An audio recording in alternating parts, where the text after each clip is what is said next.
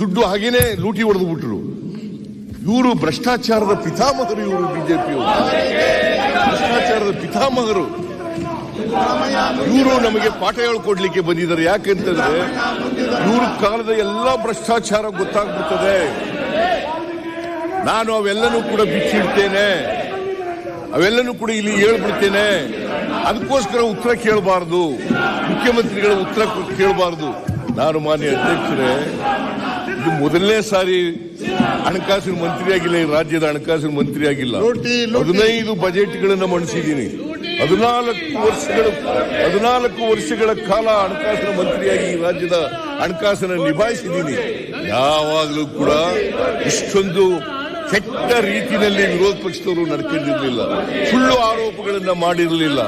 ಇವತ್ತು ಪ್ರಚಾರಕ್ಕೋಸ್ಕರ, ರಾಜಕೀಯಕ್ಕೋಸ್ಕರ ಇವರ ಕೇಂದ್ರದಿಂದ ಇವ್ರಿಗೆ ಏನು ಇನ್ಸ್ಟ್ರಕ್ಷನ್ ಇದೆ, RSS ಇಂದ ಏನು ಇನ್ಸ್ಟ್ರಕ್ಷನ್ ಇದೆ, ಕೇಂದ್ರ ಸರ್ಕಾರದಿಂದ ಏನು ಇನ್ಸ್ಟ್ರಕ್ಷನ್ ಇದೆ, ಇವರ ಪಕ್ಷದಿಂದ ಏನು ಇನ್ಸ್ಟ್ರಕ್ಷನ್ ಇದೆ, ಅದಕ್ಕೋಸ್ಕರವಾಗಿ ಪ್ರಚಾರಕ್ಕೋಸ್ಕರ ಮಾಡ್ತಾ ಇದ್ದಾರೆ.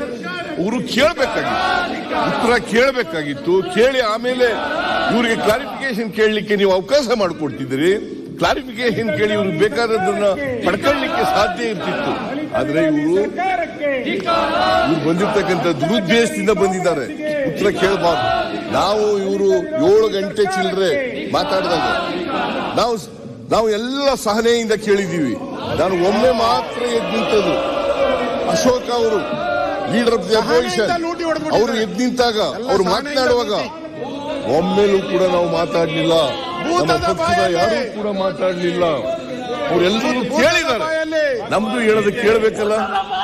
ಪ್ರಜಾಪ್ರಭುತ್ವದ ವ್ಯವಸ್ಥೆಯಲ್ಲಿ ಈ ತರ ವಿರೋಧ ಪಕ್ಷದವರು ನಡ್ಕೊಂಡಿರ್ತಕ್ಕಂಥದ್ದು ಇದು ಪ್ರಜಾಪ್ರಭುತ್ವದ ಕಗ್ಗೊಲೆ, ಪ್ರಜಾಪ್ರಭುತ್ವದ ಕಗ್ಗೊಲೆ, ಸಂಸದೀಯ ವ್ಯವಸ್ಥೆಯ ಕಗ್ಗೊಲೆ, ಸಂಸದೀಯ ವ್ಯವಸ್ಥೆಯ ಕಗ್ಗೊಲೆ.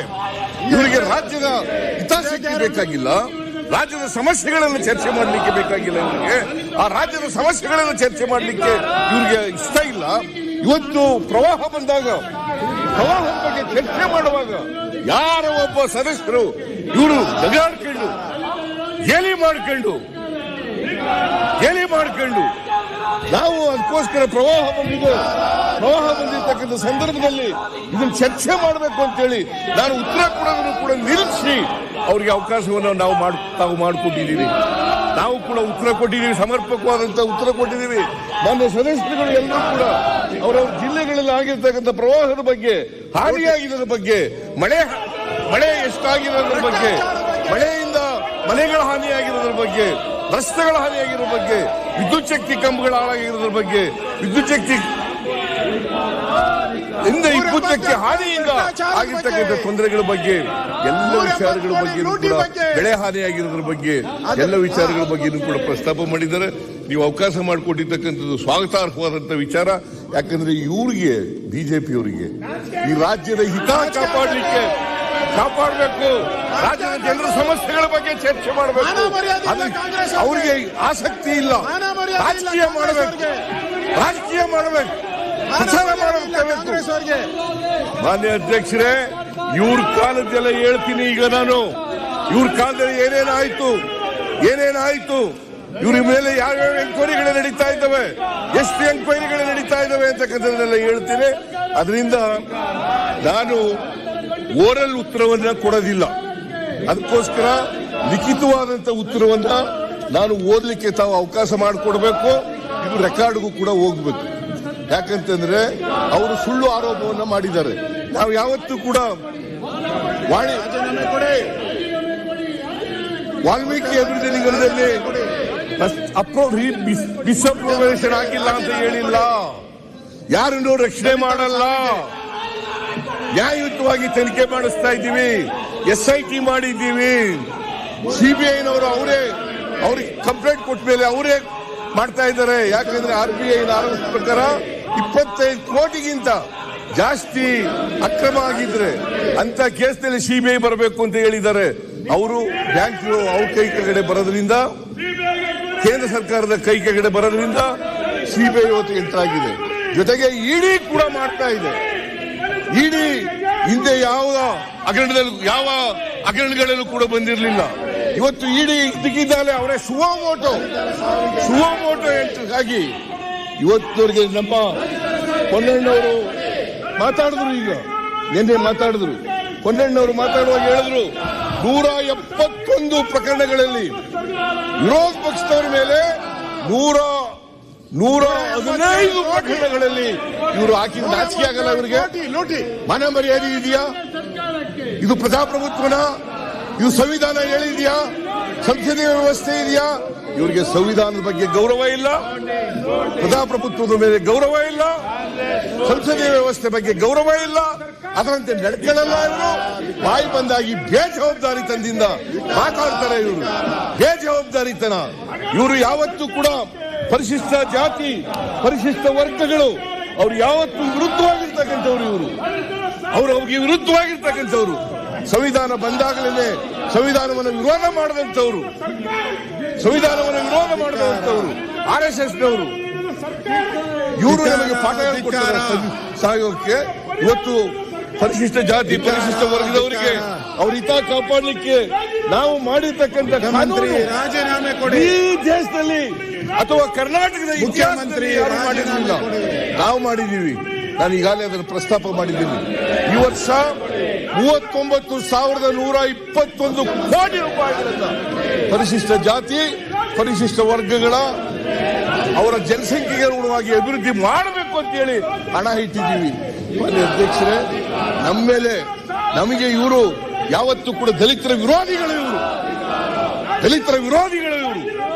ಪರಿಶಿಷ್ಟ ಜಾತಿ, ಪರಿಶಿಷ್ಟ ವರ್ಗದವರು, ಅಲ್ಪಸಂಖ್ಯಾತರು, ಹಿಂದುಳಿದವರು ಅವರ ದಲಿತರ ಸಾಮಾಜಿಕ ನ್ಯಾಯಕ್ಕೆ ವಿರುದ್ಧವಾಗಿರ್ತಕ್ಕಂಥ ಇವರು ನಮಗೆ ಪಾಠ ಹೇಳ್ಕೊಡ್ತಾರ?